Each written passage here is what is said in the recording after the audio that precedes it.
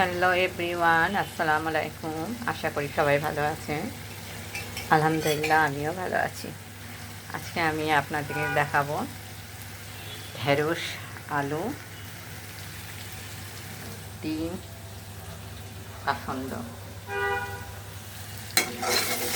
রান্না। প্রথমে সমস্ত মশলা কষাই নিয়েছি, লবণ দিয়ে সব রকমেরই মশলা দিয়েছি। আদা পেস্ট, রসুন পেস্ট, ধনে গুঁড়া, জিরা গুঁড়া, মরিচের গুঁড়া, হলুদের গুঁড়া, কাঁচামরিচ, তেল, সব কিছু মশলা দিয়ে, পেঁয়াজ, সব মশলা দিয়ে প্রথমে মশলাটাকে কষানোর পর আমি ঢেঁড়সটাকে আগে ভালো মতন ধুয়ে রেখে এভাবে কাটছি, আলুটাও ধুয়ে এইভাবে কাটছি, কেটে আলুটা দিলাম।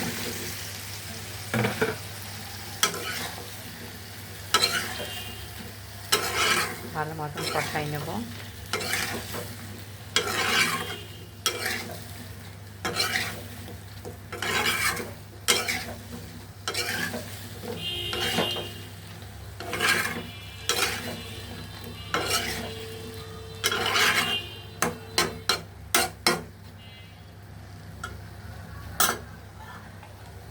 তারপরে এই যে ডিম, এটার মধ্যে কাসন্দ রয়েছে, আমি এইগুলো ভালো মতন মিক্স করে আমি দিয়ে দেবো।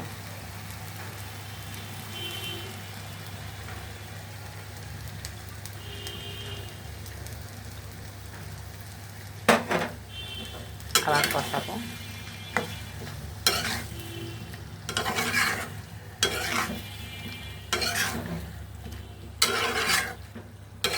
জানি না খেতে কীরকম হবে, আমি এই প্রথম রান্না করছি, খেয়ে বলবো আপনাদেরকে কেমন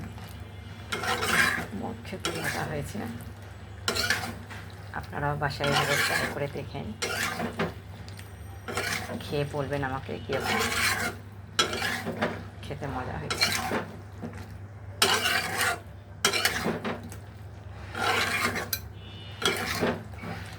সাধারণত সবাই ঢেঁড়স দিয়ে, চিংড়ি মাছ দিয়ে রান্না করেন, ঢেঁড়স ভাজি করেন, ঢেঁড়স নিরামিষ করেন, ঢেঁড়স ডিম দিয়ে রান্না করেন। আজকে আমি কাসন্দ দিয়ে ঢেঁড়স, আলু, ডিম দিয়ে রান্না করছি।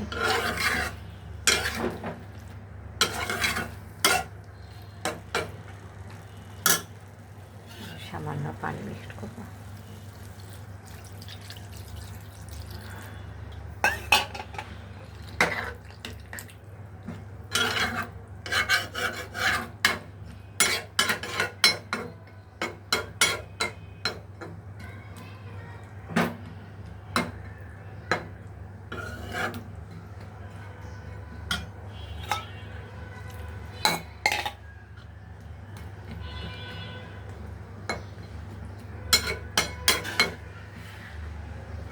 এটা বেশি ঝোল থাকবে না, আলুটা গলে গেলে ঢেঁড়স তাড়াতাড়ি গলে যায়, আলুটা গলে গেলে মাখা মাখা মতো একটু হয়ে গেলেই নামাই রাখবে।